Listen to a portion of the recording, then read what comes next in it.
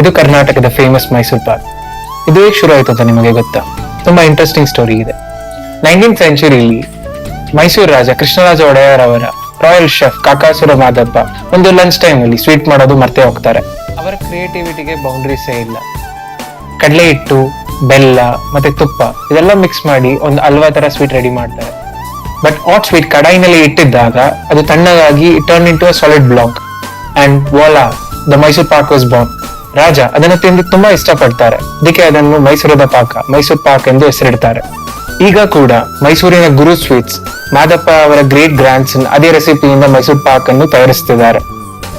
Neighbouring state Tamil Nadu ಕೂಡ ಈ sweet ಅವರದೆಂದು ಕ್ಲೇಮ್ ಮಾಡ್ತಾರೆ. But those claims are ಫ್ಯಾಕ್ಟ್ಲೆಸ್.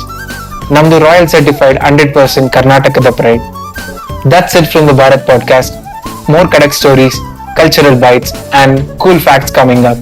Follow ಮಾಡಿ, ಮಿಸ್ ಮಾಡಬೇಡಿ.